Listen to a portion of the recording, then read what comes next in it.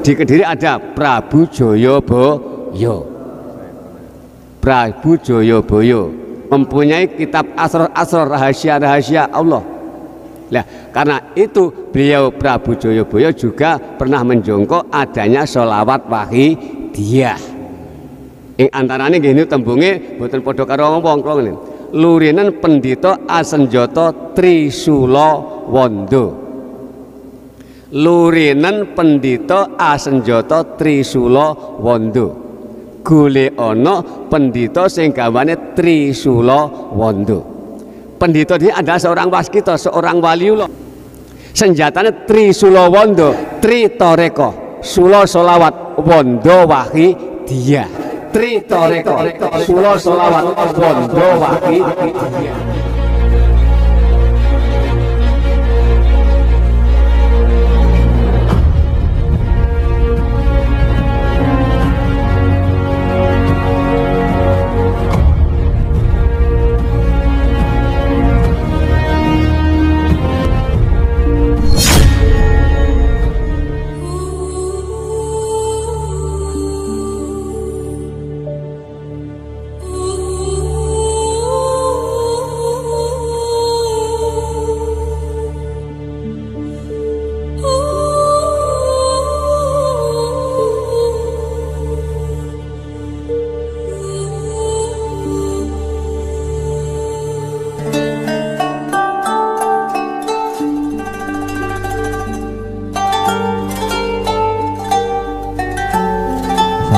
Assalamualaikum warahmatullahi wabarakatuh.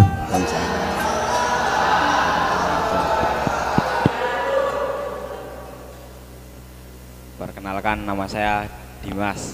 Dimas Dari Jakarta Pusat, Kemayoran, Cempaka Baru. Kemayoran. Terus ayo yang tanyakan. Saya ingin menanyakan, tolong jelaskan sanatipun beliau mu'alif sholawat wahidiyah. Apa? Tolong jelaskan sanatipun beliau mu'alif sholawat wahidiyah dan kenapa asma beliau tidak dipanggil Habib. Sanat silsilah tuh. Silsilah. Silsilah Mbah Yai. Terus Dan kenapa asma beliau tidak dipanggil Habib?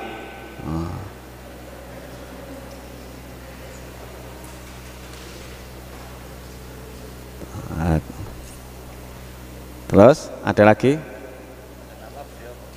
Panggil Habib. Ada lagi? Ada. Kemarin kan waktu materi Halgos dijelaskan bahwa ada 300 waliullah. Kemarin waktu materi Halgos dijelaskan bahwa ada 300 waliullah yang mengikuti hatinya Nabi Muhammad.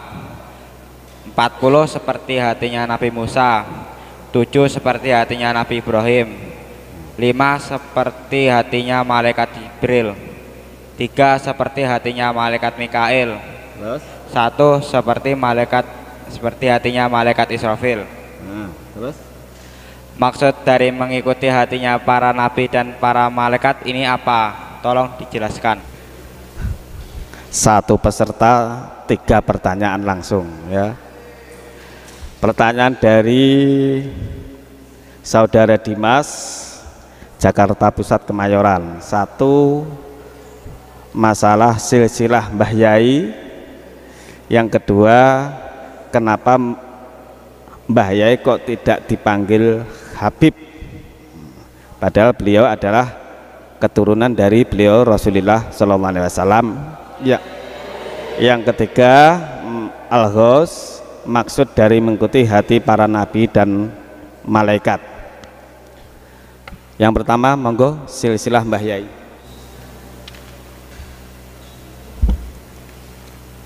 Bismillahirrahmanirrahim. Terima kasih atas pertanyaannya. Dzurriyyah dari Nabi Muhammad SAW itu umumnya kalau dari laki-laki disebut Sayyid atau Habib, kalau perempuan disebut Syarifah. Demikian. Sekalipun beliau mu'alif sholawat wahidiyah, silsilah adalah sampai kepada nasab beliau Rasulullah Shallallahu Alaihi Wasallam. Tapi mengapa tidak dipanggil oleh tidak disebut panggilan Habib? Ya mohon maaf, ini beliau adalah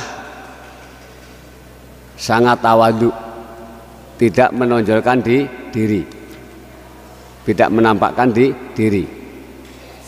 Sekalipun silsilah sampai kepada Rasulullah, namun ketawaduan beliau qaddasallahu sirrahu adalah merahasiakan tentang kedudukan beliau adalah termasuk dzurriyyah daripada Nabi Muhammad Shallallahu Alaihi Wasallam.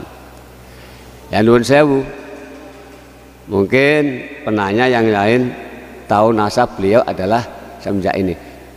Ketika beliau masih sugeng itu belum beredar, bahkan dirahasiakan. Mungkin ini silsilah itu ditampakkan beliau sudah al-maghfurah atau sudah situ. Ini kehendak beliau itu tidak ditampakkan. Itu di antara ciri khas kekasih Allah Subhanahu wa Ta'ala, tidak mau menampakkan diri di hadapan orang banyak. Sekalipun adalah beliau, jadi jawabannya sangat ketawaduan beliau, andap asor beliau, tidak menonjolkan kepribadian beliau. Ini yang pertama.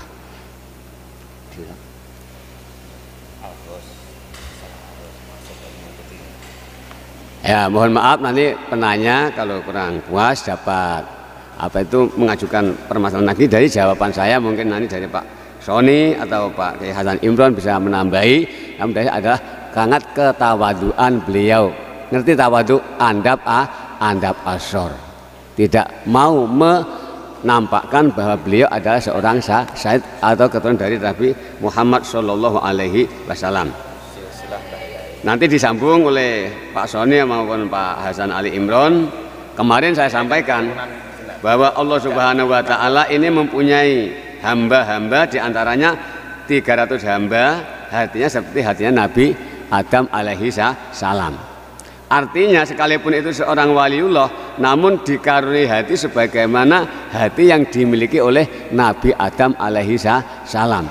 Sekalipun tidak sampai derajat Nabi, namun berarti insya Allah memiliki akhlak seperti akhlaknya beliau Nabi Adam alaihi salam.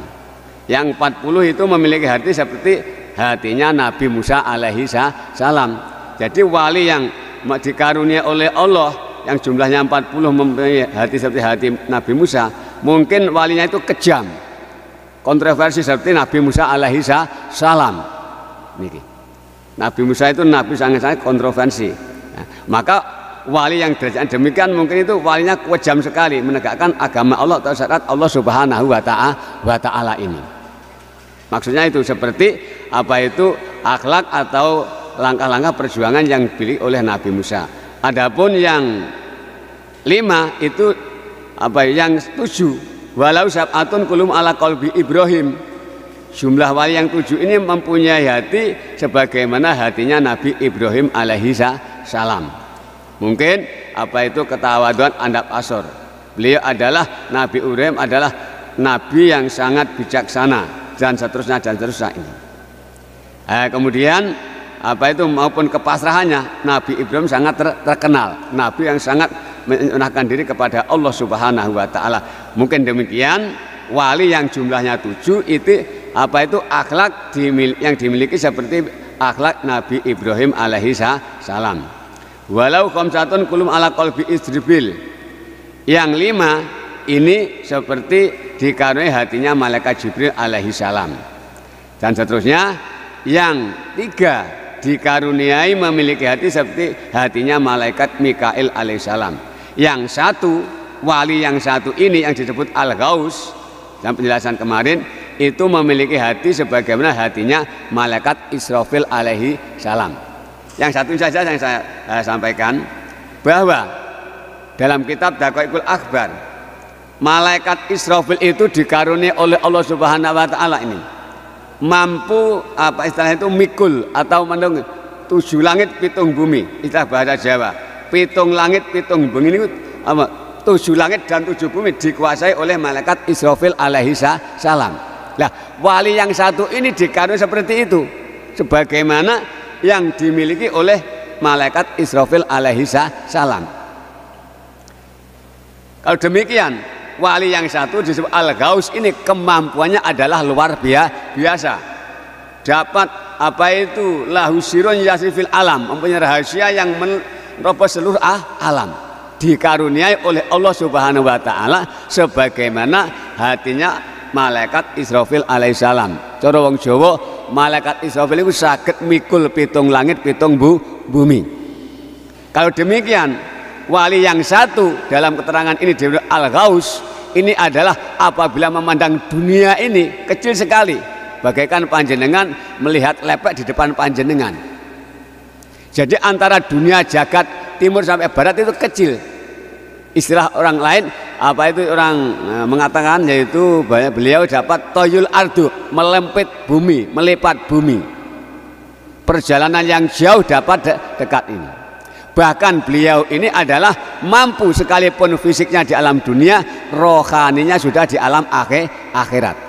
Karena dikaruniai hati sebagaimana yang dimiliki hatinya malaikat Israfil alaihi salam. Maka tidak aneh sebagian para gaus-gaus itu dapat menolong para pengikutnya sekalipun dari jarak yang jauh, tidak berdekatan, namun diberi kemampuan bisa menolong karena memang dikaruniai oleh Allah Subhanahu wa taala itu mampu menerobos di seluruh alam sampai di alam kubur dan seterusnya. Nah, ini yang dimaksud mempunyai hati seperti hatinya malaikat Israfil alaihissalam. Ini khusus yang satu ini.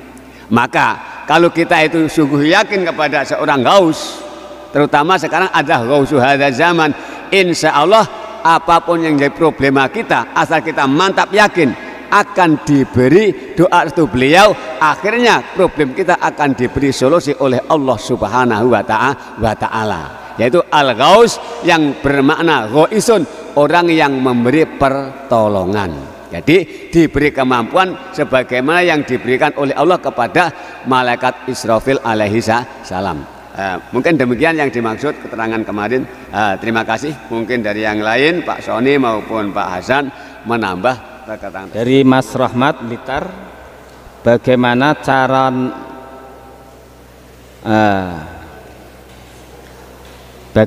cara mengatasi non-muslim yang tidak mau membaca ya Sayyidi ya Rasulullah karena ada lafal Allahnya, dan bagaimana cara meyakinkannya, gitu ya. Nah, ini 2 pertanyaan saya jadikan satu ya. Bagaimana cara mengatasi non-muslim yang tidak mau membaca ya Sayyidi ya Rasulullah karena ada lafal Allahnya, dan bagaimana cara meyakinkannya. Assalamualaikum warahmatullahi wabarakatuh. Terima kasih, pertanyaannya sangat baik sekali dalam rangka untuk syiar atau untuk penyiaran. Jadi bagaimana kita meyakinkan non-muslim agar dia mau membaca ya Sayyidi ya Rasulullah, itu ya. Nah, karena ini suaranya agak menggema-gema dikit, jadi pelan-pelan. Jadi bagi kita yang muslim sendiri belum semuanya juga mau membaca ya Sayyidi ya Rasulullah. Lebih-lebih orang non-muslim bagaimana meyakinkannya. Nah, ini berkaitan erat.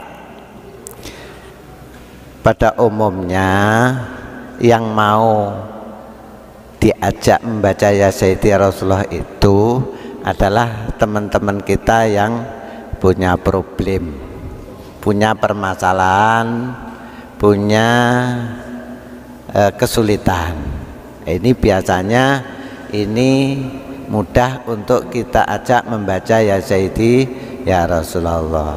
begitu juga apalagi non muslim ini dia dikenalkan ya Sayyidi Rasulullah itu juga kemungkinan mau, juga kemungkinan tidak.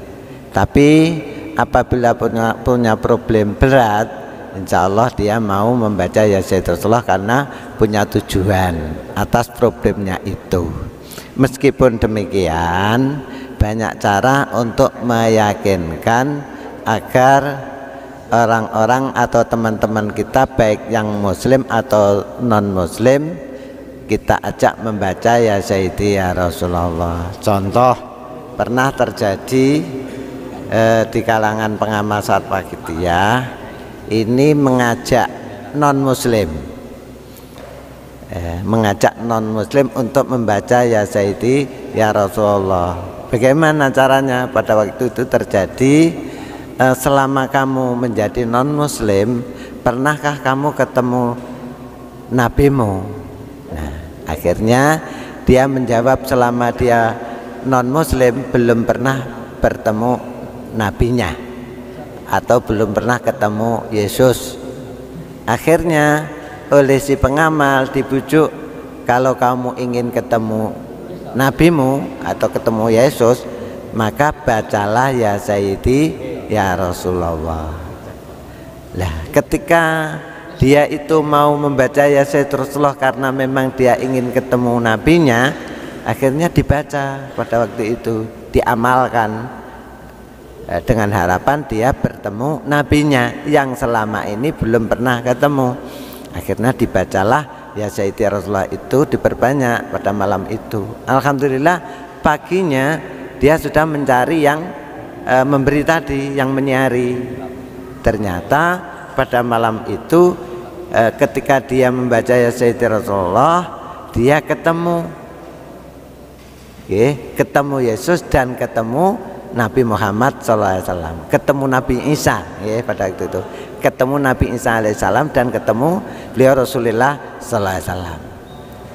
Katanya di saat ketemu Nabi Muhammad pada waktu itu, dia disuruh, kalau kamu sekarang ikutilah oleh Nabi Isa tadi, dia disuruh sekarang kamu ikutlah Nabi Muhammad ini.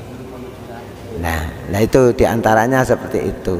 Jadi banyak celah-celah ketika kita ini mengejak orang lain ketika punya problem, bagaimana caranya agar dia mau, yaitu ya kita insya Allah dengan modal kita ini bermujadah, nanti ada celah itu nanti akan muncul di saat kita mau mengajak orang itu. Ya seperti itu. Jadi seperti ada yang menuntun.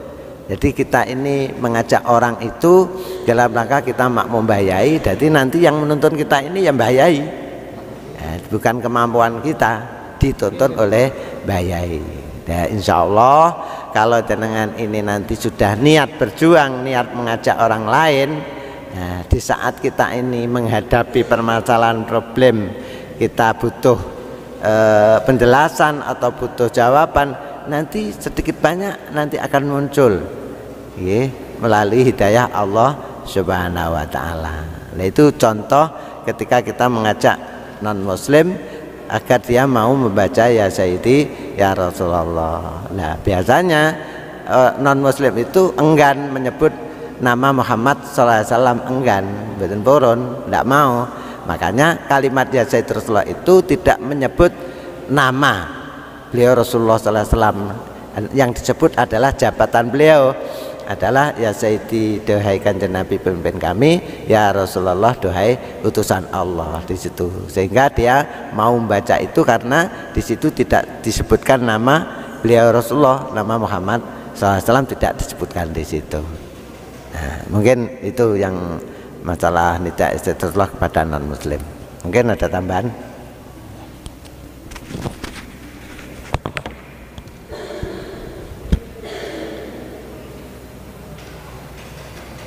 Tak tambahi titik ya. Assalamualaikum warahmatullahi wabarakatuh.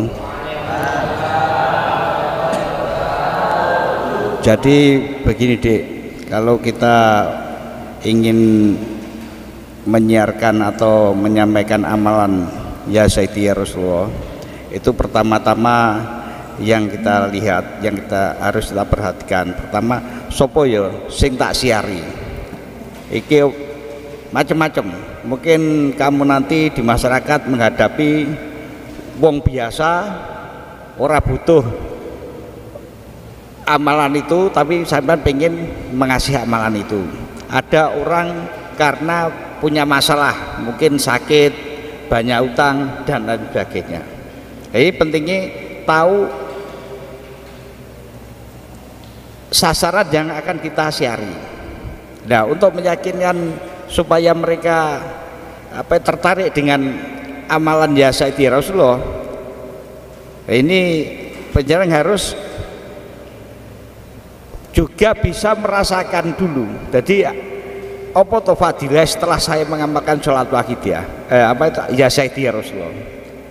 Nah, ini sudah sering disampaikan oleh para tutor. Manfaat daripada membaca ya Sayyidi ya Rasulullah terutama untuk menjernihkan hati dan ma'rifat billah. Nah, ini di masyarakat itu banyak sekali. Banyak orang yang mungkin ubudiyah syariatnya itu diparingi tekun, tapi di situ tidak pernah mengalami konsentrasi untuk ketemu Tuhannya. Nah, ini penjen harus tahu itu. Contohnya waktu dalam perjalanan perjalanan saat dalam penyiaran sholat wahidiyah ini saya menemui berbagai macam kondisi, baik itu dari toreko, muslimat, terus teman-teman Muhammadiyah. Nah, ini ternyata setelah kita siari mereka itu semuanya bisa menerima, karena ternyata banyak teman-teman dari seperti di kelompok-kelompok NU dan Muhammadiyah itu pada waktu melakukan sholat ada yang curhat, aku lek salat kok gak pernah iso konsentrasi. Nah, ini kesempatan ini mari kita manfaatkan untuk supaya bagaimana kita bisa konsentrasi, bisa ketemu Tuhannya, dicoba dengan amalan ya Sayyidi ya Rasulullah. Ini salah satu cara untuk supaya mereka mau mengamalkan. Terus mungkin sakit, mari kita ajak membaca ya Sayyidi Rasulullah setiap hari setengah jam, ditiupkan di media air. Ini juga salah satu cara untuk menarik supaya orang tersebut mau mengamalkan ya Sayyidi ya Rasulullah. Saya kira itu. Terima kasih. Assalamualaikum warahmatullahi wabarakatuh. Tinggal pertanyaan yang ketiga dan keempat ya. Yang ketiga, bagaimana cara mengajak adik-adik kita supaya mau mujahadah? Bagaimana cara mengajak adik-adik kita agar mau membaca ya Sayyidi ya Rasulullah? Ya, adiknya ini umurnya berapa? Kalau umurnya masih kecil, mungkin disiapi uang. Nah, kamu baca ya Sayyidi Rasulullah, kayak hadiah. Kamu baca ya Sayyidi Rasulullah, sebelum kamu saya sangoni, kamu baca ya Sayyidi Rasulullah. Itu kalau masih kecil. Kalau sudah agak besar, ya, mungkin sudah sekolah, kalau kamu ingin nilainya baik, bacalah ya Sayyidi Rasulullah ini mungkin 100 kali atau 17 kali, pokoknya dilatih biar kamu menjadi cerdas, nilaimu baik, biar kamu disayangi teman-teman kamu, disayangi gurumu. Jadi bagaimanakah kamu sebagai kakak merayu agar adiknya mau membaca ya Sayyidi Rasulullah. Jadi anak kecil itu masih butuh diiming-imingi agar yang penting dia mau.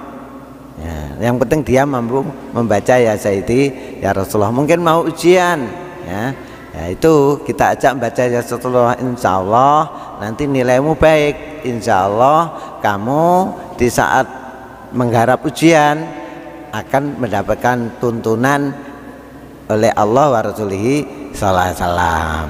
Nah itu banyak sekali terjadi seperti itu, sehingga ketika nggarap ujian dengan kalimat ya Sayyid Rasulullah itu diamalkan sebelumnya, atau di saat menggarap itu juga membaca ya Sayyid Rasulullah, itu seakan-akan ada yang menuntun.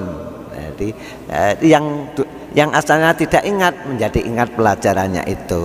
Jadi disinilah banyak cara agar adik-adik kita mau membaca ya Sayyidi ya Rasulullah. Di samping itu, sampean sebagai kakaknya juga harus tekun bermujahadah. Jadi mengajak adik kita di samping kita tuntun, ayo dek, kita menyebut-nyebut Rasulullah agar kita ini dicintai oleh Rasulullah, dicintai Allah Subhanahu wa taala, agar kita ini menjadi anak yang baik, anak yang disayangi orang tua, anak yang dicintai Allah, dan seterusnya dan seterusnya. Jadi sampean harus pandai-pandai peka. Jadi dawuhnya Pak Soni tadi, sampean mengajak orang itu tahu yang diajak. Kalau yang diajak anak kecil, ya mungkin diiming-imingi sangu dan lain sebagainya. Nanti semakin dewasa, nanti baru diberi penjelasan. Seperti kamu menyuruh adik kamu yang masih kecil, disuruh beli, disuruh nyapu, ya dimingi-mingi, disangoni dan lain sebagainya. Itu wajar karena masih kecil. Ya, terima kasih. Bagaimana cara menyeragamkan pengisi acara dari pusat sampai daerah-daerah, karena di daerah ini banyak yang tidak sesuai dengan yang ada di pusat. Begitu ya Mas Robat ya.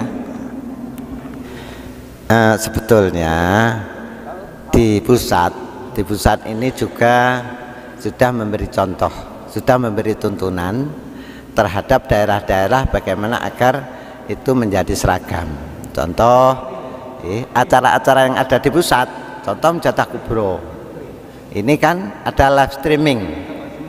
Nah, dengan live streaming itu adalah sudah menjadi contoh ketika tasafuannya, ketika protokolnya, ketika qiraatul Quran, muqaddimah dan seterusnya, itu sudah menjadi contoh yang ada di daerah-daerah. Namun juga perlu sekali di pusat memang ini sudah mencetak buku tuntunan mujadah dan acara-acara wahidiyah. Alhamdulillah ini masih proses dicetak buku tuntunan mujadah dan acara-acara wahidiyah, bahkan aurat-aurat mujadah lengkap Arab Latin. Nah, ini sudah ada. Nah, insya Allah kami yang ada di pusat berupaya untuk bagaimana daerah itu bisa seragam dalam mengikuti acara-acara wahidiyah sesuai bimbingan beliau Romo Yai, sesuai tuntunan derek-derek beliau mu'alib sholawat wahidiyah. Mungkin itu Mas ya. Mungkin saya juga bisa menambah sedikit ya. Ini penting sekali keseragaman itu ya. Oleh karenanya sampean semua mumpung di Kedung Lo, ini nanti pulang merupakan duta-duta dari pusat ya, merupakan duta-duta khususnya dalam hal pengisi acara di daerah-daerah. Saya lihat itu kadang-kadang di sini itu juga masih ada, walaupun ya perlu penyempurnaan terus ya. Ketika tasawuf dan istighosah itu saya lihat masih ada yang ketika kalimah siwaka, nah itu kalau dilakukan masih ada yang begini siwaka, ada hamzahnya, padahal harusnya siwaka, enggak boleh siwaaka. Ada toh? Saya pernah dengar ini ya. Nilahi, nggak boleh nilaahi ya adik-adik putri, nilahi siwaka, nggak boleh siwaaka. Kemudian aurat Allah maka mantalu, ini tadi saya juga masih remeng-remeng mendengar wala naskunna. Itu nggak ada tasdidnya ya. Wala naskuna nggak boleh, wala naskuna nggak ada tasdidnya.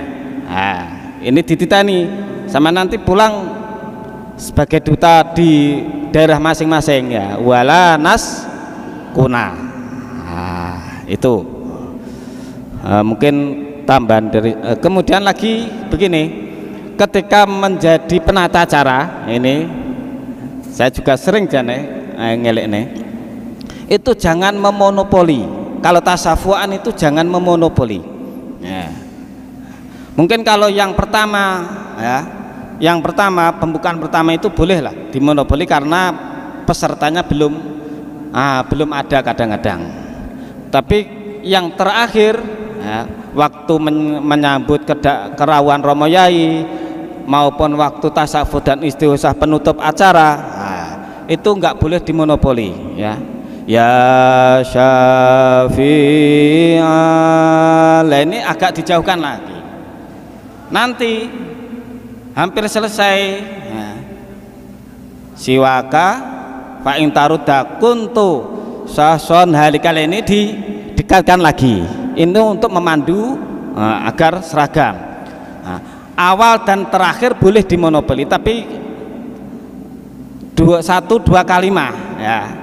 Nanti di tengah-tengahnya dijauhkan ya, agar tidak dimonopoli, sehingga nanti yang terdengar adalah keseragaman tasawuf dan istighosahnya para peserta acara ya. Bisa difahami ya. Ya, mungkin itu tambahan dari saya. Dari Mbak Nana Nganjuk, apa perbedaan dana bok dan kotak amal? Apa bedanya dana bok dan kotak amal? Kalau kotak amal itu biasanya tempatnya di masjid-masjid, di musola, terus di toko-toko. Tapi kalau dana bok ini tempatnya di rumahnya masing-masing, dan yang mengisi adalah utamanya adalah keluarga, baik bapak, ibu atau anak. Dan kalau dana bok ini ada niatnya, ada bacaannya. Biasanya kalau kotak amal itu tidak ada tuntunannya, yang penting di situ disiapin kotak amal, mungkin amal jariah masjid atau amal di kamar-kamar mandi itu, amal kebersihan, dan masih banyak kotak amal. Tapi alhamdulillah kalau dana bok ini, kotak dana bok ini adalah ada tuntunannya, ada bimbingannya.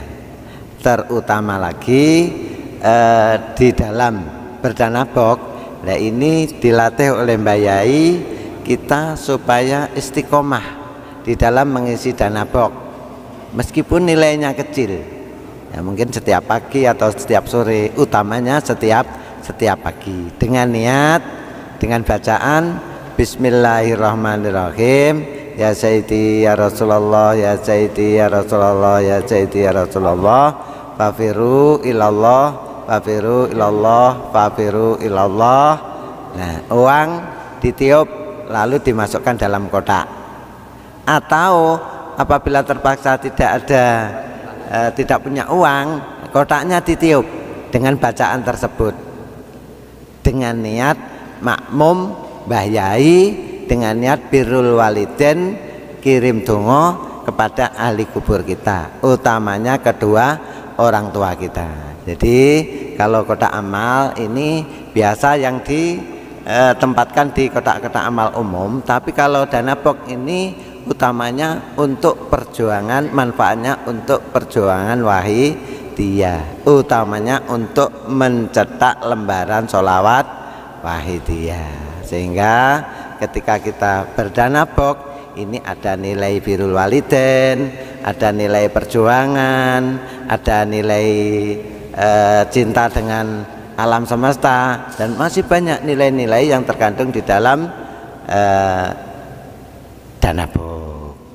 Dan insya Allah dengan berdana bok ini juga bisa menolak balak yang menjadikan kita jauh dari Allah Subhanahu wa ta'ala. Mungkin Pak Soni menambahi.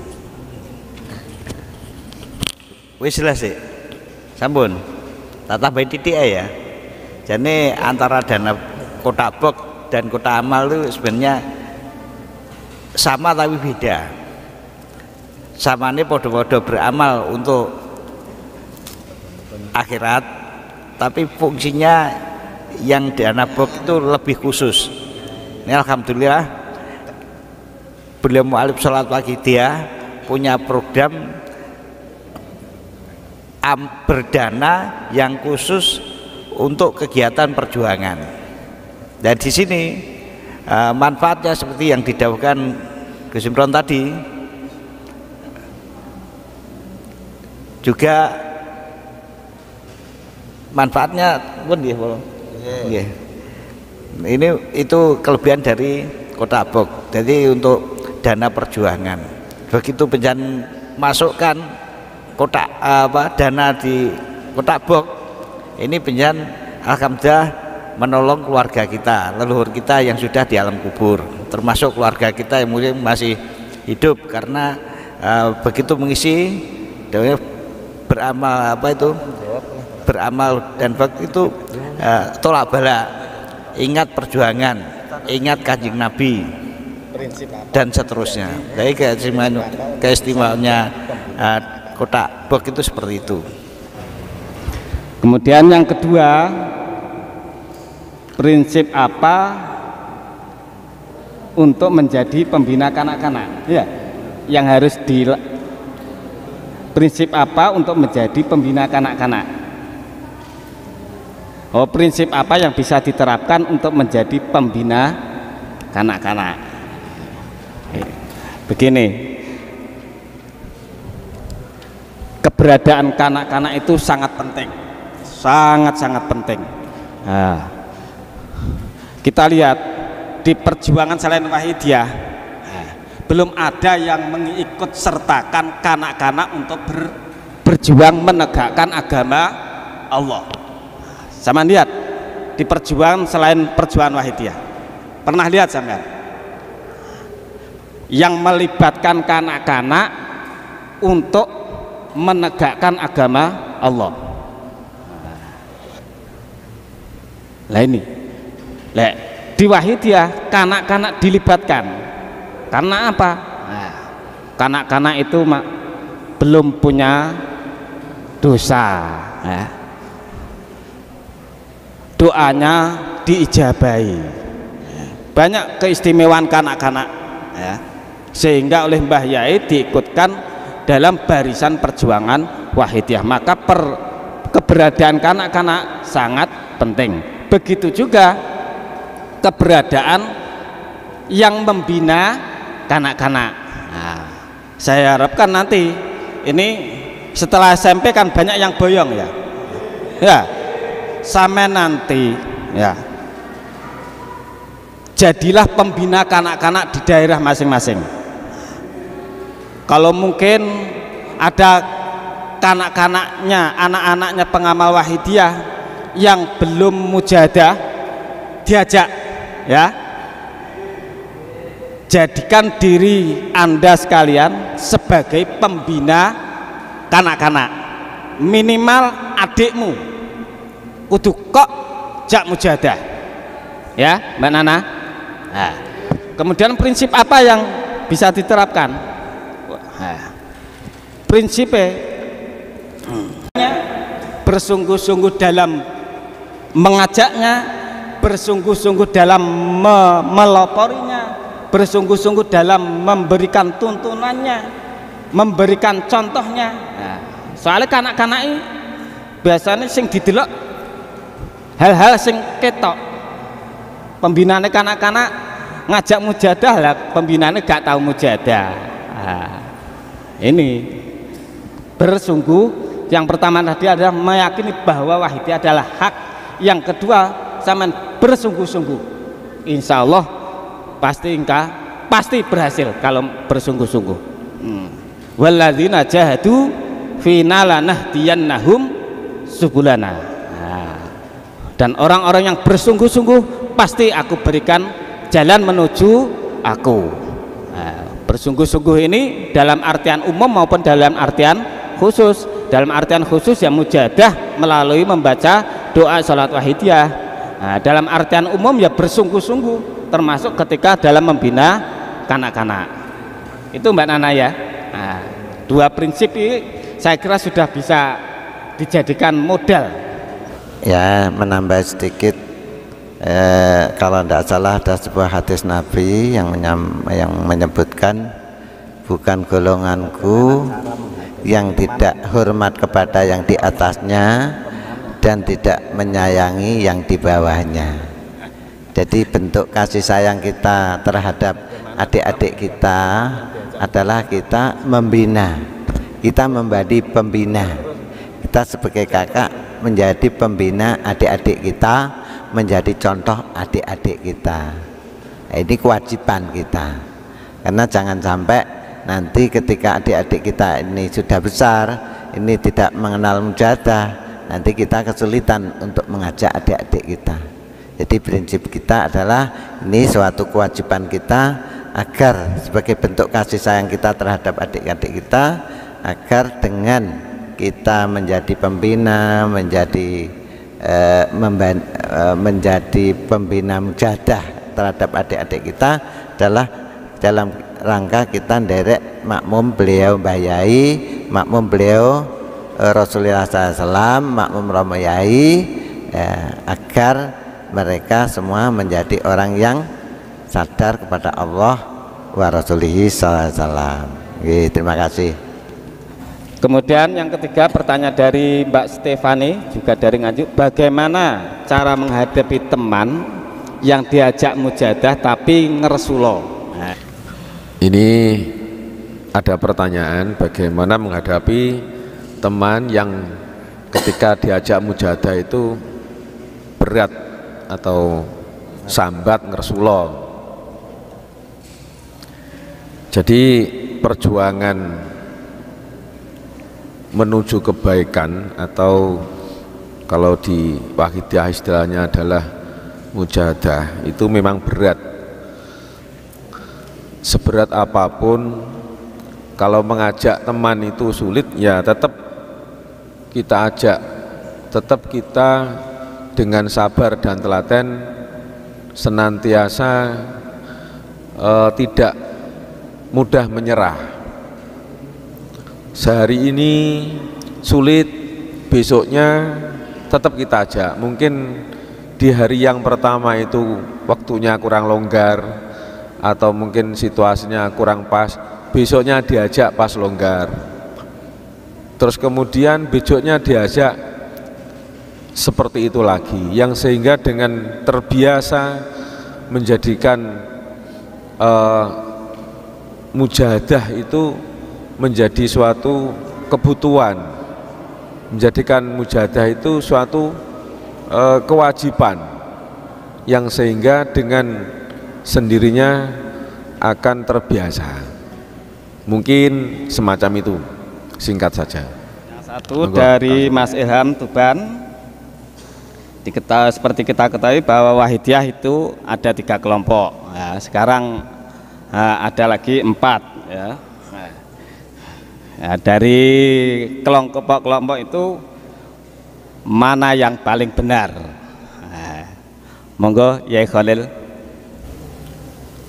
Bismillahirrahmanirrahim. Ketika beliau Mbah Yai Qaddasallahu sirrahu wa radhiyallahu an, sholawat Wahidiyah adalah satu di bawah bimbingan beliau mu'alif sholawat Wahidiyah. Setelah beliau kundur ke hadirat ilahi warobi, sekarang panjenengan menekan bahwa Wahidiyah yang nampak adalah ada 3 kelompok. Nggih. Satu disebut jamaah miladiyah, yang satunya disebut yayasan perjuangan Wahidiyah, yang ketiga disebut apa? Penyiar sholawat Wahidiyah. Yang ditanyakan mana yang benar? Yang mengikuti beliau mu'alif sholawat Wahidiyah. Lah yang mana? Lah kalau ditanyakan yang mana, Ya mari kita bersama-sama jangan saling berprasangka atau suudzon kepada yang lain. Ya, ajaran beliau Mbah Yai sholawat wahid dan ajaran sholawat wahidiyah.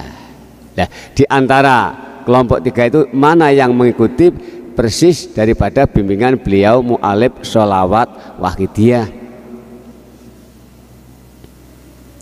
Ya, sudah barang tentu nanti yang kalau di Jombang kalau menjelaskan yang paling benar yang Jombang, mungkin demikian. Yang lain juga demikian, di Milas pun juga demikian. Tapi kalau beliau Nuwun Sewu Romo Yai menjelaskan wahidiyah begini, setelah dijelaskan yaitu silakan kalian mengikuti yang mana. Adapun sekarang kita berada di Miladiyah, mengikuti bimbingan beliau Hadratul Mukarram Romo Kiai Haji Abdul Hamid Majid. Sholawatnya tetap sholawat wahidiyah, ajarannya tetap ajaran sholawat wahidiyah. Namun di dalam Miladiyah beliau Hadratul Mukarram Romo Yai yaitu apa itu prinsipnya mengikuti jejak-jejak beliau mu'alif sholawat wahidiyah. Di antaranya yaitu di antaranya saja ini, mungkin nanti yang lain bisa menjelaskan tentang pelaksanaan mujahadah kubro. Pelaksanaan mujahadah kubro ini disuwun oleh beliau mu'alif wahidiyah ketika dalam wasiat 9 Mei. Mujahadah kubro dipun suwun dipun laksanakan wonten Kedunglo Kediri. Keranten Kedunglo adalah tempat lahirnya sholawat wahidiyah. Kedua, bahwa pelaksanaan mujahadah kubro ketika beliau Mbah Yai Qaddosallahu masih sugeng, baik mujahadah kubro di bulan Rajab maupun mujahadah kubro di bulan Muharram. Karena mujahadah kubro ada dua, di bulan Muharram dalam rangka memperingati hari ulang tahun lahirnya sholawat wahidiyah dan khol Mbah Kiai Haji Muhammad Ma'ruf radhiyallahu an. Mujahadah kubro di bulan Rajab adalah dalam rangka memperingati Isra Mi'raj Nabi Muhammad sallallahu alaihi wasallam. Setelah beliau kondurnya di bulan Rajab, maka sekarang ditambah dalam rangka memperingati khol beliau Hadratul Mukarram Mbah Yai Qaddosallahu sirrahu itu di bulan Rajab. Yaitu pelaksanaannya yaitu apabila di bulan Rajab maka yaitu mujahadah kubro gelombang pertama dimulai setelah tanggal 10 tadi. Begitu juga di bulan Suro. Apabila malam Jumatnya jatuh tanggal 10 Suro, maka itulah dimulainya mujahadah kubro di bulan Suro. Dan pelaksanaan 4 hari, malam Jumat, malam Sabtu, malam Ahad, Minggu pagi dan malam Senin. Lah, setelah kondur beliau mu'alif wahidiyah ini yang kasat mata, kelihatan mata saja, yaitu yang seperti jauh-jauh beliau Mbah Yai itu ada di Miladiyah. Satu Miladiyah mujahadah kubro tempatnya di Kedunglo. Kedua, pelaksanaannya mujahadah Miladiyah di Miladiyah ini tanggal dan hari sesuai apa yang diajarkan beliau mu'alif sholawat wahidiyah. Nih. Adapun yang lain mungkin yang lain jangan kebakaran sing. Yang penting diusahane ojo saling caci mencaci satu dengan yang lain, jaga kerukunan. Panjenengan ada di Miladiyah jangan sampai menyalahkan yang di lain Miladiyah. Insya Allah kalau demikian akan tercapai yaitu kerukunan sekalipun berbeda kelompok. Demikian dari saya, mungkin dari Pak Soni, Pak Rozikin, Pak Yahya akan menambahkan, monggo. Assalamualaikum warahmatullahi wabarakatuh. Saya tambah sedikit ya, menggarisbawahi ya Khalil tadi, 3 kelompok itu sebenarnya semuanya memperjuangkan sholat wahidiyah, ilmu kesadaran.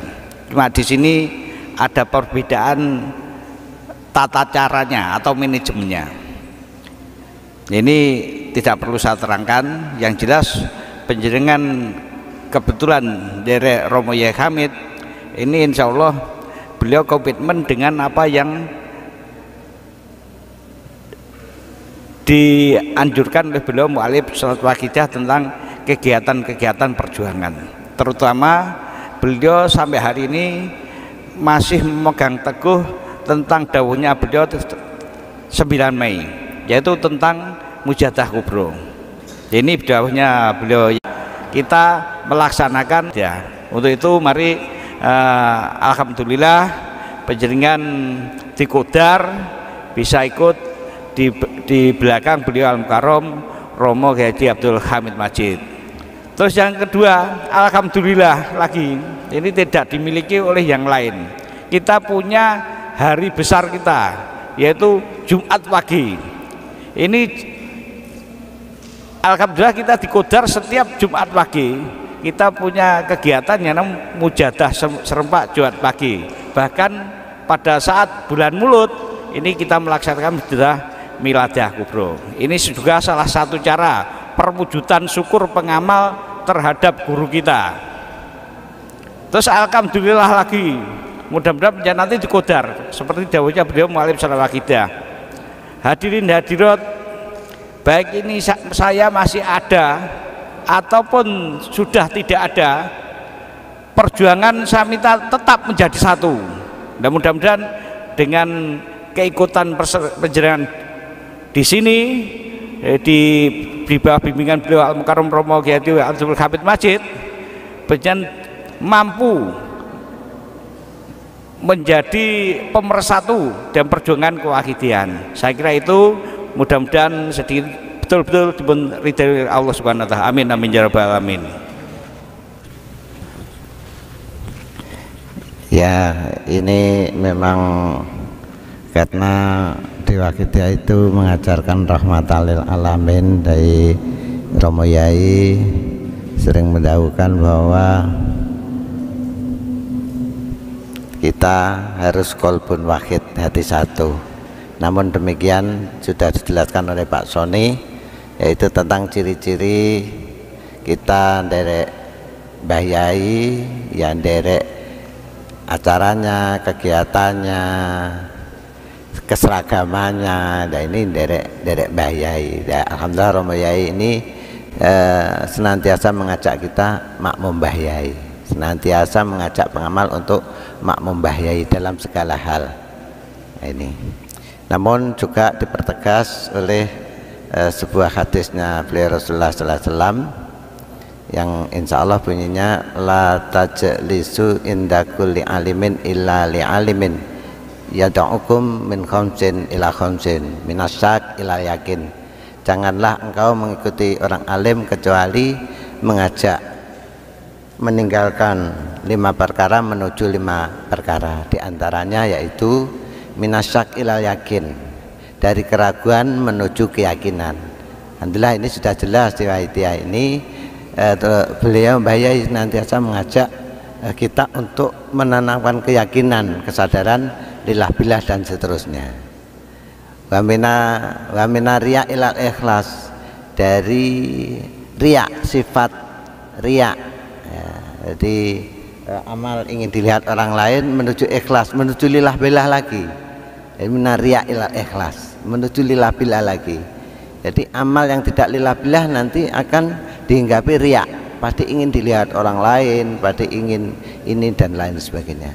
Terus seterusnya adalah wa minal kibari ila tawadu'i, dari sifat takabur, sombong menjadi tawadu.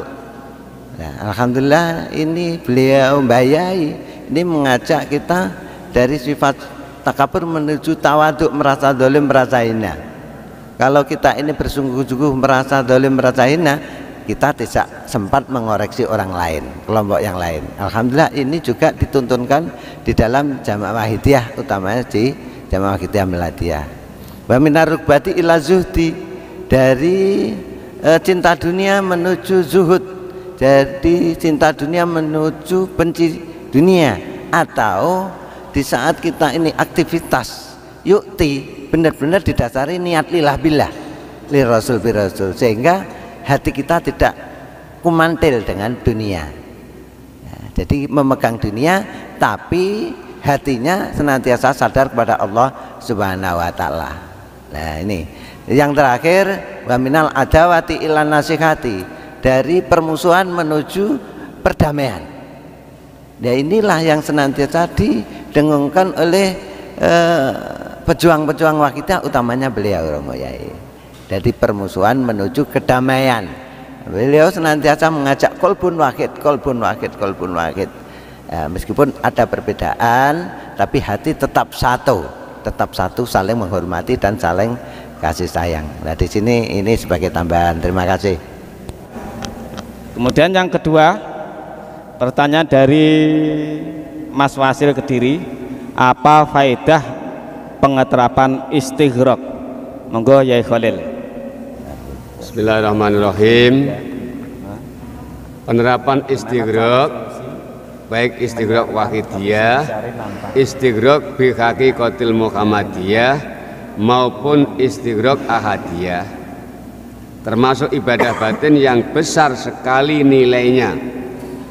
Jadi manfaat banyak sekali kalau kita diberi kemampuan bisa menerapkan istighraq. Dalam kitab Takribul Usul fil Auliya halaman 108 disebutkan, jalsatun fil istighraq khairun min alfi hajatin.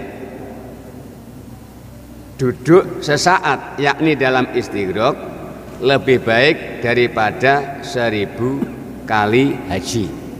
Di manfaatnya besar sekali kalau kita diberi kemampuan istighraq. Ini tentang manfaat daripada istighraq. Tadi disebutkan sesaat, ibadah duduk sesaat itu lebih baik daripada melaksanakan 1000 haji. Kok ini berarti kalau istighraq saja tidak usah haji, tidak usah puasa, tidak usah sholat, tidak begitu. Maksudnya ini keutamaan apabila kita dikaruniai dapat istighraq itu akan lebih baik. Yo haji yo istighraq, yo haji yo sholat, yo istighraq. Insya Allah dikaruniai keutamaan yang banyak oleh Allah Subhanahu wa Ta'ala. Seperti yang lain ada 2 rakaat yang dikerjakan oleh orang yang sudah makrifat billah itu lebih baik daripada 1000 rakaat yang dikerjakan orang biasa, yakni tidak arif billah. 2 rakaat yang mengerjakan orang sudah ma'rifatullah nilainya lebih baik daripada 1000 rakaat. Namun yang 1000 rakaat ini yang mengerjakan belum ma'rifat kepada Allah Subhanahu wa Ta'ala. Ini juga demikian, kalau orang diberi kemampuan istighraq ini luar biasa. Satu misalnya istighraq bi haqiqatil Muhammadiyah, betul-betul istighraq bi haqiqatil Muhammadiyah. Kita tidak lepas dari nurnya Nabi Muhammad sallallahu alaihi wasallam. Diangen-angen saupomo Kanjeng Nabi Muhammad ora digawe aku ora enak. Saupomo Nur Muhammad ora digawe bumi sing tak nggone iki ora enak. Saupomo Nur Muhammad ora digawe sego sing tak pangan ki ora enek. Jadi kabeh kala wau napa mboten bisa saking nure Nabi Muhammad sallallahu alaihi wasallam. Lah apabila itu sudah diterapkan meningkat lagi, senantiasa hatinya kami tenggengen terpesona terbayang kepada beliau Rasulullah sallallahu alaihi wasallam. Obah meneng ketok beliau Rasulullah sallallahu alaihi wasallam. Nah, ini bagi orang yang sudah mukasafah hatinya diberi kemampuan seperti itu, sedikit pun tidak merasa pisah dengan beliau Rasulullah sallallahu alaihi wasallam, seperti rasa yang diberikan oleh kepada Abu Bakar Siddiq. Beliau dimanapun kapanpun selalu terbayang oleh beliau Rasulullah sallallahu alaihi wasallam. Ini yang disebut hakikatnya mengikut adalah ru'yatul matbu' inda kulli syai' wa ma'a kulli syai'. Hakikatnya orang mengikuti itu melihat yang diikuti di dalam segala sesuatu, senantiasa kelihatan apa yang diikuti. Kalau kita sudah menerapkan bi haqiqatil Muhammadiyah, insya Allah dimanapun kapanpun kita akan melihat beliau Rasulullah sallallahu alaihi wasallam dengan mata hati. Seperti pengalaman yang diberikan Allah kepada Abul Abbas Al-Mursi. Beliau itu mengatakan sedikit pun tidak pernah merasa pisah dengan beliau Rasulullah SAW. Bahkan beliau bersabda, seandainya aku terhijab tidak bisa melihat Rasul sedetik pun, aku tidak menganggap diriku termasuk orang yang agama Islam. Jadi beliau Abu Abbas Al-Mursi senantiasa terbayang-bayang, bahkan beliau bukan terbayang melihat Rasulullah dalam keadaan terjaga atau melekan. Apa sebabnya? Di antara amalan beliau itu sehari semalam membaca sholat tidak kurang dari 50.000 kali. 50.000 kali rutin itu. Maka dikarenakan oleh Allah Subhanahu dapat menerapkan bihaqikotil Muhammadiyah. Lah panjenengan nggih ngoten Mas penanya, nek pengen ketok Kanjeng Nabi terus sing akeh leh ndonga sholawat. Insyaallah nek pun keton-keton Kanjeng Nabi rasa ayem diparingi kalih Allah Subhanahu wa taala. Napa malih panjenengan dikaruniai dapat istighraq wahidiyah, istighraq ahadiyah, hati tenggelam kepada Allah Subhanahu wa taala, senantiasa hati zikrullah. Sekalipun lisan tidak mengucapkan la ilaha illallah, Allah Allah ya Sayyid, insya Allah senantiasa zikir kepada Allah Subhanahu wa ta'ala. Kalau demikian orang yang selalu zikir kepada Allah, kata Allah dalam Ar-Ra'd, ala bizikrillahi tatmainnul qulub, ingatlah dengan zikir kepada Allah hati akan dikaruniai ketumakninan, ketentraman oleh Allah Subhanahu wa ta'ala. Mudahnya kalau dapat istighraq wahidiyah, ahadiyah, muhammadiyah, hati akan dikaruniai ketenangan oleh Allah Subhanahu wa ta'ala. Namun sebaliknya, sekalipun ibadahnya seperti ibadahnya bangsa jin dan manusia, namun hanya ibadah lahiriah, keropos, tidak pernah merasakan ahadiyah, wahidiyah, bihaqikotil Muhammadiyah, hatinya masih kemerungsung, masih bingung, kelihatannya tekun ibadah, namun tidak pernah dikaruniai dapat merasakan istighraq ketika kita. Nah, ini hanya ibadah lahiriah, namun hatinya kemerungsung. Nah, ini. Untuk itu sekali lagi manfaat istighraq utamanya adalah hati selalu diberi kedamaian, ketentraman oleh Allah Subhanahu wa ta'ala, karena hati selalu segala-galanya disandarkan kepada yang satu pencipta, Allah Subhanahu wa ta'ala. Ala bizikrillahi tatmainnul qulub. Yang ketiga, pertanyaan dari saudara Hosian Riau, bagaimana solusi ketika menyiarkan malah ditantang? Bagaimana solusinya ketika mengajak napa mawa mujahadah ditentang penyiaran? Ini tentunya kita teringat perjalanan beliau Rasulullah SAW ketika di hijrah di Taif. Pada waktu itu beliau Rasulullah SAW ditolak, bahkan dimusuhi, bahkan dilempari dengan batu sampai berdarah-darah pada waktu itu. Bagaimana beliau Rasulullah SAW pada waktu itu yang sehingga malaikat Jibril marah ketika melihat kejadian itu, sampai-sampai mohon kepada Allah Subhanahu wa ta'ala agar gunung Uhud pada waktu itu mau dilemparkan kepada kaum kafir Quraisy pada waktu itu. Tapi apa yang disampaikan beliau Rasulullah SAW, bahkan beliau Rasulullah itu melarangnya. Ini persis seperti halnya di Wahidiyah, ketika penyiaran sholat wahidiyah ini ditentang. Nopo yang disampaikan beliau mu'alif sholat wahidiyah, bahwa penentang, pengontras sholat wahidiyah adalah teman-teman sejati kita. Tentunya ya solusinya mujahadah penyiaran. Kita senantiasa dzulumun kafar, kita merasa hina dina bahwa dalam penyiaran ini berarti kita yang kurang.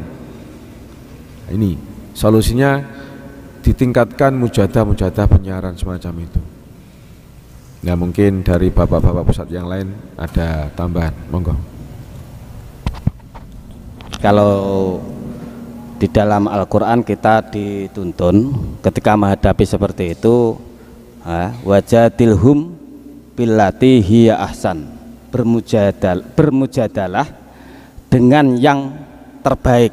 Nah, kalau menemukan ketika penyiaran kita kok malah ditantang lah, itu kita dituntun untuk bermusyawarah dengan yang terbaik. Nah, yang diajak berdiskusi, bermusyawarah dengan cara-cara yang terbaik, argumen-argumen yang terbaik, argumen-argumen yang tidak menyalahkan, yang tidak mengasorkan. Nah, itu contoh-contoh yang dicontohkan oleh beliau Rasulullah Sallallahu Alaihi Wasallam. Oleh karenanya ini penting sekali, mumpung sampean masih dalam tahap tolabul ilmi, pentingnya sebuah ilmu, pentingnya sebuah ilmu. Jaga nih kalau seperti ini ya,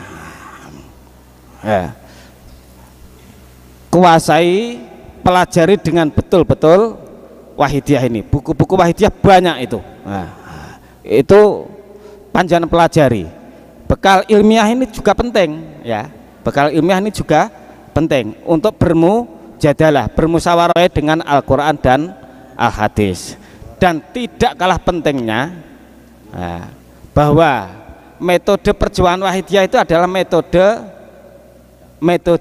hidayah, metode hidayah, atau melalui jalur batiniah. Ini melalui mujahadah. Para wali-waliullah, para kekasih-kasih Allah dulu itu kalau berjuang, ini sebelum terjun ke masyarakat mujahadah sik, silane sik sing dipeno, sehingga nanti ketika terjun di masyarakat dalam rangka penyiaran, pembinaan, orang itu sudah tidak banyak tanya, banyak cakap, hatine wis terpaut dengan yang menyiari. Jadi persiapan batiniah dalam hal ini mujahadah, karena memang kalau tidak mendapatkan hidayah Allah ya tidak mungkin. Hidayah Allah bisa diraih hanya melalui mujahadah, baik mujahadah secara umum, melalui musyawarah dan lain sebagainya, maupun mujahadah khususnya mujahadah secara khusus, yaitu silo mujahadah. Pun kalau kita cekap ya Mas Wazian ya. Yang pertama katanya sukma Mbah Yai masih ada.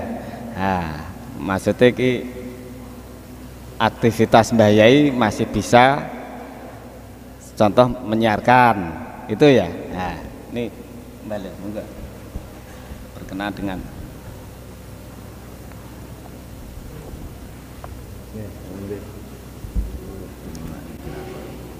Nuwun sewu, penanya dimirengaken estu. Iku kerentek jenengan piyambak napa dikongkon wong takon niku?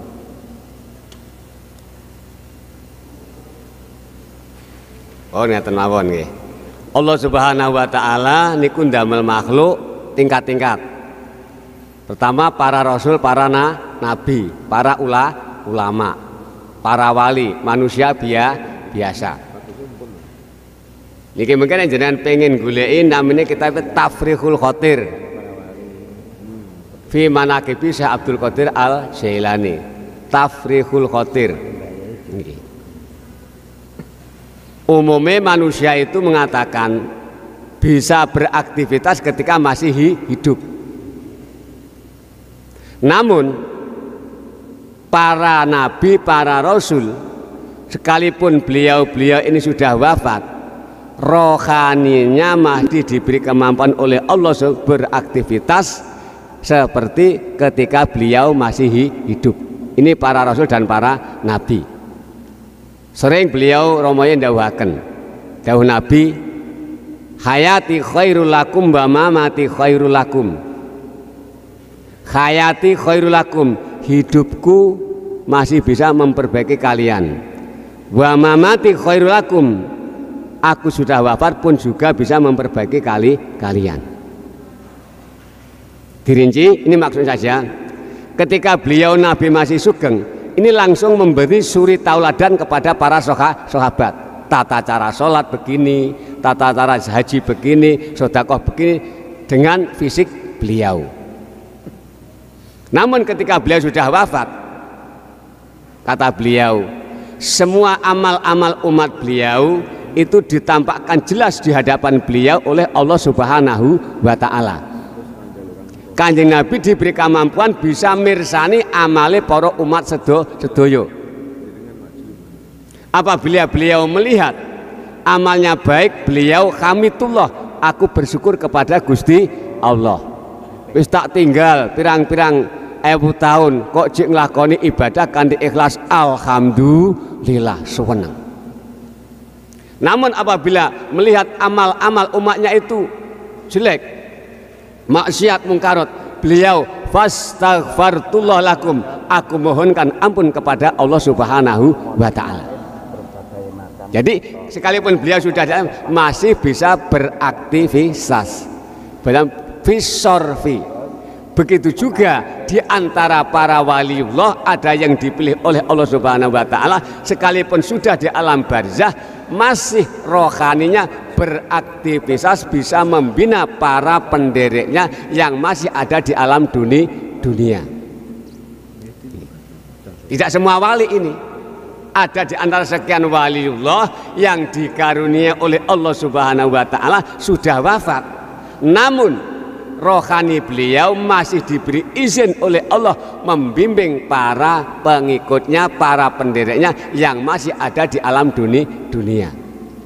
Mungkin ini di antara yang dikaruniakan Allah kepada beliau mu'alif sholawat waqidiyah. Namun tidak seluruh pengamal waqidiyah merasakan dan mengalami seperti itu. Ya, bagi yang mengalami yakin beliau Mbah Yai masih bisa membina para pengikutnya. Penjelasan dapat dilihat di kitab Tafrihul Khotir. Itu bukan sukmo, itu rohani beliau masih beraktivitas sebagaimana beliau masih hidup. Memang dipilih oleh Allah Subhanahu wa Ta'ala. Namun tidak beliau sendiri, juga yang wali yang lain juga ada. Termasuk di anak beliau mu'alif sholawat waqidiyah. Ya, ini nuwun sewu, yang tidak pernah mengalami ya tidak yakin, namun yang mengalami yakin, aku ditulung Mbah Yai. Memang itu keterangan dalam kitab Tafrihul Khotir. Nah, ini untuk memantapkan, meyakinkan ini. Jadi ojo gemen-gemen di bidang adab batin, beliau masih membina kepada para pengamal sholawat waqidiyah. Maka termawon, wallahu a'lam bishawab. Kemudian pertanyaan berikutnya, ini saya kira dua pertanyaan dijadikan satu saja, ya. Itu masalah tangis. Motif tangis terjadi karena beberapa faktor. Apa saja faktornya? Kemudian apakah menangis di dalam mujadah itu sangat dianjurkan? Kalau faktornya banyak, cuma faktor penyebab menangis di dalam mujadah yaitu tadi zalumun kafar, merasa banyak dosanya, banyak kufurnya, merasa banyak dosanya. Ini banyak dosa kepada adik kakaknya. Nah, ini satu dosa saja kalau benar-benar diperhatikan ini sudah bisa menjadikan kita itu menangis ketika mujahadah. Belum lagi ditambah dosa kepada orang tua. Nah, ini ketika mujahadah kelingan dosa karo wong tua, ini saja sudah bisa menjadikan kita bisa menangis. Nah, itu belum lagi nanti meningkat dosa dengan guru-guru kita, dosa dengan Mbah Yai sebagai pembimbing kita, dosa kepada Rasulullah, kita mengaku umati tapi gak konsekuen, dosa kepada Allah Subhanahu wa Ta'ala. Nah, itu satu dosa saja sebenarnya sudah menjadikan kita itu untuk hati kita itu lunak, hati kita untuk bisa menangis. Satu dosa saja. Contoh Mbah Nabi Adam, satu dosa nangisnya 100 tahun per 200 tahun. Nah, itu satu dosa saja. Nah, dosa kepada Allah Subhanahu wa Ta'ala. Lah kita ini manusia biasa, wali ora, nabi ora, rasul ora. Wes makhalul khata' wan nisan, panggonane luput lan panggonane lali. Lah wis panggonane luput, panggone lali, otomatis panggonane dosa. Lah kok angel nangis. Lah iki mergo wis dosa kakean dosa sehingga atine peteng.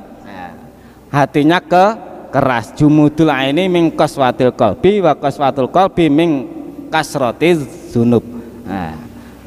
Angel mripat dijak nangis mergo bersumber dari hati yang keras. Hati yang keras karena saking banyaknya dosa. Paham Mbak ya? Faktornya ya. Kemudian apakah menangis di dalam mujahadah dianjurkan? Iya. Hadis Kanjeng Nabi, ya ayyuhan nasu ubku fa ilam tabku fataba kau. Tidak hanya ketika mujahadah saja sebenarnya. Hei manusia, menangislah kamu. Kalau kamu tidak bisa menangis, maka berusahalah untuk menangis. Tidak hanya di mujahadah saja. Ketika kita baca Quran, kalau kita benar-benar menghayati isi Al-Quran, merasa ini kalamnya Allah, itu sudah bisa menjadikan kita menangis. Ini ada cerita sedikit ya. Ada seorang guru sufi diaduli muridnya. Diaduli muridnya, guru saya itu sehari semalam saya bisa khatam Quran itu, pokoknya sehari semalam saya bisa khatam Quran 1 kali. Kemudian gurunya jawab, ya wes, kalau kamu baca Quran mulai sekarang hadirkan saya di depan kamu. Ketika kamu baca Quran, hadirkan saya di depan kamu. Setelah begitu, besoknya lagi madul kepada gurunya, guru, saya tidak bisa menghatamkan Al-Quran karena saya merasa diawasi terus oleh guru, sehingga saya harus hati-hati panjang pendeknya, tajwidnya. Saya hanya mampu setengahnya. Kemudian kalau begitu untuk yang akan besok, coba kamu hadirkan Kanjeng Nabi yang diberikan langsung oleh malaikat Jibril. Begitu membaca, ini tidak sampai 1 surat, tidak sampai 1 surat sudah tidak mampu membaca karena merasa diawasi, ditunggoni oleh Kanjeng Nabi. Kemudian besoknya lagi merasa dilihat Allah ketika membaca Quran. Belum membaca baru bismillah sudah semaput. Nah, ini loh. Seandainya ini diterapkan ketika kita mujahadah, wah hebat ya. Merasa diawasi Mbah Yai, merasa diawasi Kanjeng Nabi, wah. Gak sampai menangis wes semaput sih. Nah, ini Mbak ya, jelas ya. Assalamualaikum warahmatullahi wabarakatuh. Waalaikumsalam warahmatullahi wabarakatuh. Nama saya Dava, asal dari Lampung. Dari siapa namanya? Dava dari Lampung. Oh Lampung, dari Lampung. Kalau Maisa tadi dari mana nih? Gresik ya. Ayo pertanyaan Dava. Apa manfaat dari sholawat ghairu maksuroh? Ayo, namanya siapa? Hafiz dari Semarang. Hafiz. Tujuan mengamalkan sholawat wahidiyah. Ini pengertiannya dari Maisa. Apa tujuan mengamalkan sholawat wahidiyah sedangkan masih banyak sholawat yang lain?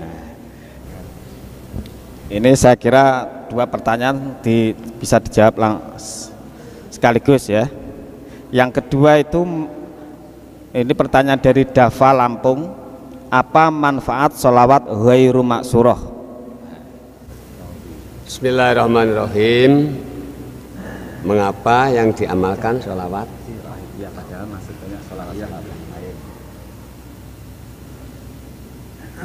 Yang dipilih para pengamal wahidiyah yaitu mengamalkan sholawat wahidiyah, tidak selain sholawat wahidiyah. Kedudukannya sholawat itu sama, baik itu maksurah atau ghairul maksurah. Namun salah satu dengan yang lain mempunyai mazhab yang berbeda. Dan sesuai turunnya sholawat atau terciptanya sholawat itu disesuaikan dengan zamannya masing-masing. Nah, kita memilih sholawat wahidiyah yang kita amalkan di sini alasannya. Sholawat wahidiyah dan ajaran diamalkan dan diperjuangkan dengan alasan. Dimirengnya sing takon. A. Adanya kerusakan mental manusia, masyarakat dewasa ini telah diambang pintu kehancuran, dilanda arusnya nafsu hingga mereka tenggelam dalam lautan mungkarot dari kebodohannya tentang kesadaran kepada Allah Subhanahu wa ta'ala wa rasulihi sallallahu alaihi wasallam. Sholawat wahidiyah dan ajarannya telah dibuktikan kemampuannya mampu membawa masyarakat kembali kepada Allah Subhanahu wa ta'ala wa rasulihi sallallahu alaihi wasallam. Sebagaimana sabda Rasulullah sallallahu alaihi wasallam, yakunu fi ummati fitanun la yanju minha illa man ahyallahu bil ilmi, rawahu Tirmidzi. Wa qala yakni al ilma billah. Kula maknani cara Jawa, wong Jawa sing akeh. Yakunu bakal ono iku fi umati ing dalam umat ingsun apa fitanun pira-pira fitnah, pira-pira coba layanju ora bakal selamat minha saking fitanun sapa ilaman kejaba wong yahu kang uripake ing man sapa Allah Gusti Allah diuripake bil ilmi kelawan diparingi ilmu. Rawahu nyritakake ing hadis sapa At-Tirmidzi, Imam Tirmidzi. Wa qala lan ngendika sapa Imam Tirmidzi, yakni ngersakake sapa Kanjeng Nabi ing tembung ilmu al ilma billah ing ilmu billah.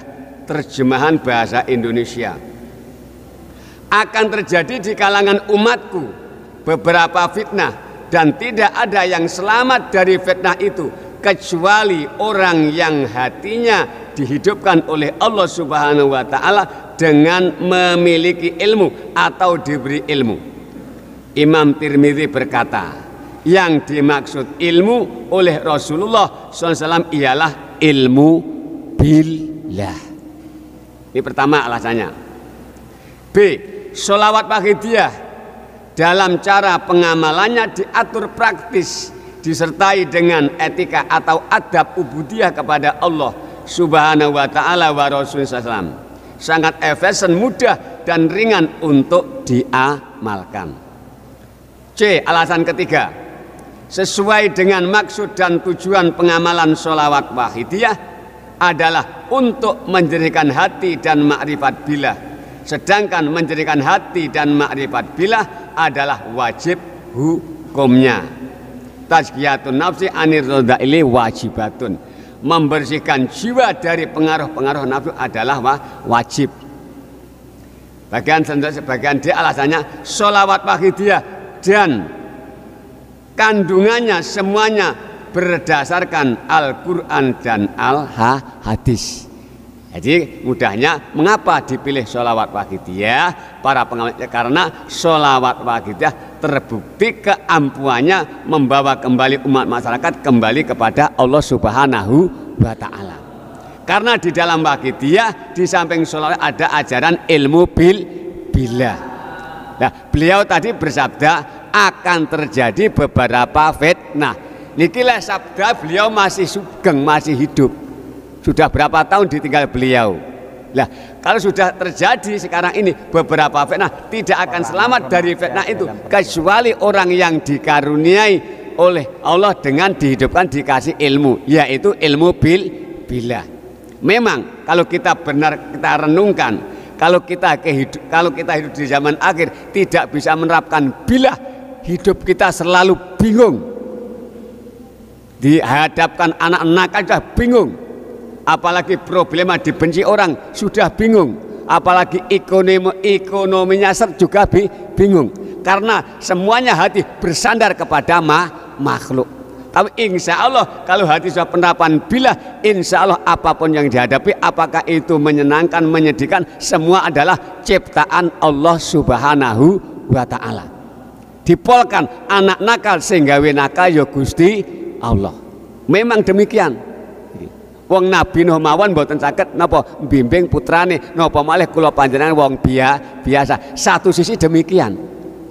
Kula panjenengan susah macam-macam karena ekonomi bangkrut. Kalau sudah mengenal ilmu billah, memang saat ini aku ditakdir oleh Allah ekonomi saya seret. Sandarkan kepada Allah Subhanahu wa Ta'ala. Kalau semua sudah dikembalikan kepada Allah, insya Allah dihormati uang, dipuji uang, dilokne uang, ora enak bedane, karena menyatu kepada Sang Pencipta Allah Subhanahu wa Ta'ala. Dan itu diajarkan di dalam amalan sholawat wahidiyah.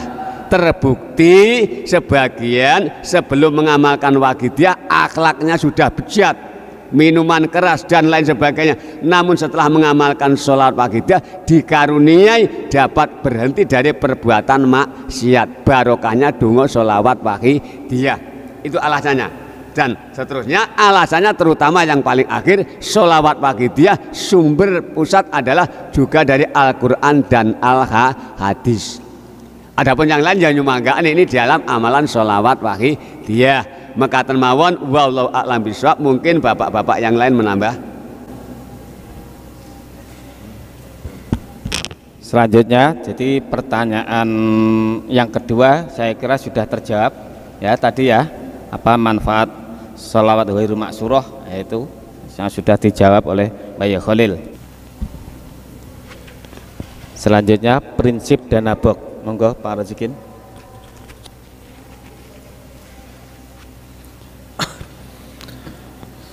Terima kasih atas pertanyaannya. Sebagaimana yang kita maklumi bersama, prinsip dana bok ada 4. Yang pertama adalah mudah dilakukan oleh siapa saja. Dalam satu keluarga ada bapak, ada ibu, ada anak, bisa dilaksanakan secara mudah. Yang kedua adalah ringan, tidak memberatkan, sehingga dalam pelaksanaan dana bok itu bisa dilakukan dengan uang mungkin yang dimiliki, walaupun uang itu tidak besar.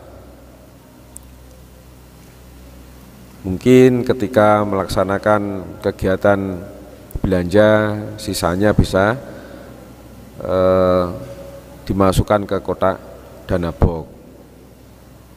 Artinya tidak memberatkan para pengamal. Terus kemudian yang ketiga adalah terarah. Jadi daripada tujuan dana bok itu digunakan, dimanfaatkan, ditasarufkan untuk perjuangan fafiru ilallah wa rasulihi sallallahu alaihi wasallam. Dan yang terakhir istiqomah, dilaksanakan setiap hari, walaupun pada suatu ketika tidak mempunyai dana, seperti tadi yang disampaikan oleh Yai Imron di awal-awal tadi, bisa ditiup walaupun tidak ada dananya atau uangnya. Ya, bismillahirrahmanirrahim, niat lillah billah li rasul bir rasul, untuk perjuangan membaca ya Sayyidi ya Rasulullah 3 kali, fafiru ilallah 3 kali, uang ditiupkan. Nah, kalau tidak ada uang berarti ditiup kotaknya, Nah, terus kemudian semacam itu. Jadi semacam itu ya. Jadi prinsipnya ada 4 itu ya, bisa dilaksanakan di rumahnya masing-masing. Terima kasih. Jelas Mbak ya, berdanabok. Kemudian yang ketiga, ini saya luruskan, ini nanti biar Mbak Yai Khalil di sini. Nah, ini bukan Kiai Haji Abdurrahman Wahid, bukan Mbak ya. Nah, Insya Allah Kiai Sahri, ayah dari Gus Muzazin Pasuruan. Nah, Kiai Sahri itu ya, Kiai Sahri ya, Kiai Sahri itu murid dari Syekhona Khalil Bangkalan. Lah itu dipeseni Syekhona Khalil, Kiai Sahri itu dipeseni Syekhona Khalil Bangkalan. Nah, Cong bahasa Madura nih. Nanti kalau di akhir zaman ada sholawat yang berfaedah untuk pengeterapan tauhid, kamu amalkan. Intinya begitu ya. Jadi bukan Kiai Abdurrahman Wahid, bukan Kiai Sahri Pasuruan. Lah Kiai Sahri ini ayah dari Gus Mujazin ya, sering kesini itu. Kalau mujadah kubur mesti bawa rombongan. Nah ini pertanyaannya mungkin yang saya tangkap, loh Syekhona Khalil kok tahu? Monggo balik. Kok wis seru kalau bakal ada sholawat yang berfaedah untuk pengeterapan tauhid. Bismillahirrahmanirrahim. Waline Gusti Allah ini mboten kaya manungsa biasa. Cara roh sadurunge winarah. Panci dikaruniai kalih Gusti Allah. Apa akan terjadi dikaruniai bisa melihat, bisa mengetahui. Karena mata hatinya sudah dibuka nafsunya, sehingga tabir-tabir itu dibuka oleh Allah Subhanahu wa taala, termasuk mengetahui apa yang akan terjadi, termasuk yang diceritakan Pak Sukron tadi. Lawang si usuwi kok wis roh pun diparingi kalih Allah Subhanahu wa taala ngertos niki. Dadi niku wau cara niku dikei bocoran Gusti Allah, ragane teng alam dunya, rohanine pun saged tenggene melihat teng Lauhil Mahfud. Mungkin diberitahu di sana ada tulisan besok di akhir zaman pada tahun 1963 pertengahan itu ada doa sholawat wahidiyah yang ditaklif oleh beliau Mbah Kiai Haji Abdul Majid Ma'ruf, putra daripada Mbah Kiai Muhammad Ma'ruf. Itu memang karunia dari Allah Subhanahu wa taala. Maka beliau menyabdakan, namun ya tidak plus hanya sanepan. Namun oleh beliau Mbah Yai Zahri yang dianggap, yang didahulukan beliau Mbah Yai Khalil, ya ini yang dimaksud insya Allah sholawat wahidiyah.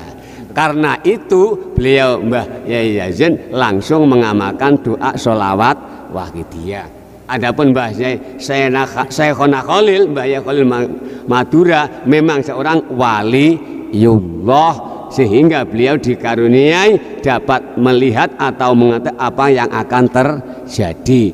Beda kalih kula panjenengan ora roh apa niki. Mila saking menika niku adalah karunia dari Allah Subhanahu wa taala. Bukan Syekhona Khalil saja, termasuk itu di Kediri ada Prabu Joyoboyo. Nah niki miturut versi Islam, Prabu Joyoboyo ini termasuk muridnya niku nuwun sewu Mbah Wasil itu. Mbah Wasil itu juga mempunyai kitab asrar rahasia Allah. Nah, karena itu beliau Prabu Joyoboyo juga pernah menjongkok adanya sholawat wahidiyah. Ing antarane nggih niku tembunge boten padha karo wong ngene. Lurinen Pendhita Asenjata Trisula Wanda. Lurinen Pendhita Asenjata Trisula Wanda. Golek ana pendhita sing gawane Trisula Wanda. Pendhita ini adalah seorang waskita, seorang waliullah miturut versi wahidiyah. Senjatanya Trisula Wanda. Tri di sini diartikan orang wahidiyah. Tri toreko, sula solawat, wondo wahidiyah. di plusnya cara pengamal Wahidiyah. Adapun lain Wahidiyah ya monggo wong niku wau napa niku wau tafsiran golek ana pendhita sing dungane sholawat Wahidiyah. Ini sudah diramalkan oleh Prabu Joyoboyo juga dari Kediri. Namun menurut versi Islam beliau sudah masuk agama Islam. Ini menurut versi Islam karena beliau terhadap guru di santri Mbah Wasil Sentono Gedong Al-Maghfurlah itu. Nah itu kalau demikian insya Allah menurut versi ini beliau Prabu Joyoboyo juga termasuk orang ahli mukasafah. Sudah mengatakan besok ada Trisulawanda Toreko Sholawat Wahidiyah pendito, yang dimana pendito orang Wahidiyah, yang dimaksud adalah beliau mu'alif Sholawat Wahidiyah. Beliau juga termasuk waline Gusti Allah dengan mempunyai amalan Sholawat Wahidiyah. Jadi kalau baleni para waline Gusti Allah karena apa? Diberi kemampuan oleh Allah Subhanahu wa taala, mata hatinya bisa melihat apa yang akan terjadi roh sadurunge winarah. Wallahu a'lam bishawab.